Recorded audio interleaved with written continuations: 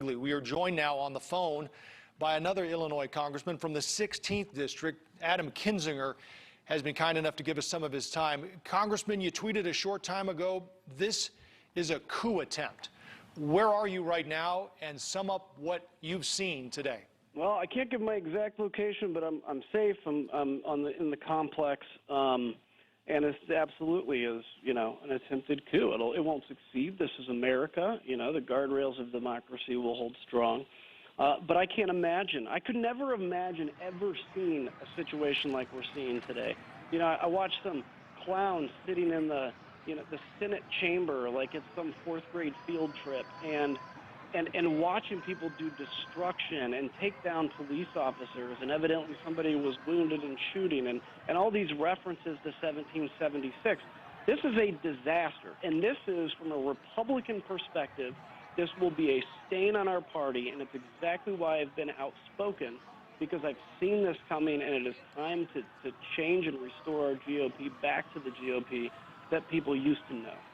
Congressman, there will be plenty of time to work out the politics of this, but first of all, walk us through what you personally experienced in the last hour. And I just want to add that we are getting word that the president, at his direction, is sending in the National Guard with federal orders to continue to direct the protests to remain peaceful, to not end them, but reiterate that the president is calling for the violence to end, but protests to remain peaceful. First of all, your response to that, and then walk us through your experience. Well, bless his heart, a guy that knows how to tweet very aggressively on Twitter, puts out one of the weakest statements in one of the saddest days in American history, because his ego won't let him, admit defeat. So I think he should have called out the Guard a while ago, probably yesterday. There was a lot of indication that this was going to come to this.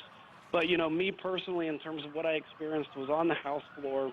I saw this kind of building, and, we didn't get a lot of information. I was basically looking on Twitter, and I was getting friends texting about the perimeter being breached. So I decided to come back to a different location that I can't say. And those that remained on the floor then obviously had a whole experience themselves. But I'll tell you, under the House seat floors, we have these emergency escape hoods. And we always thought they were there for like a doomsday scenario that would never happen. I never could have imagined it would be something like this today. I'm sorry, Joe. What are you being told right now as far as what is next? Well, all we know is the shelter-in-place order remains. We know that it looks like the Guard, federal police, Virginia State Police, et cetera, are rolling in heavy. We will continue with our constitutional duty. We will continue to certify that President-elect Biden will be president. We may not all like it, but that's the rules. They voted for him, and democracy will endure and continue.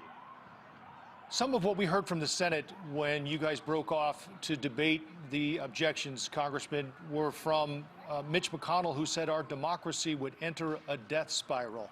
I'm wondering, from your standpoint as someone who has spoken up and pushed back against some of the president's tweets and policies and thoughts, where does the Republican Party go from here? Well, I think we need a real come to Jesus, and I think anybody that still continues to object to these electors after this needs to be held accountable to that. It's a travesty. It was a travesty before. It's a massive travesty now. And, I think what we need to do is talk about what is conservatism. I think it's that a kid born in the toughest part of Chicago should have the same opportunity as a kid born in McLean, Virginia. That's what we're for. We're not into culture wars. We're not into division. We're not into anger. And that's going to take a lot of work to do, because for too long, the alternate message has not been pushed back on. But I have been pushing back on it, and I hope now that people like me will have some momentum in this debate.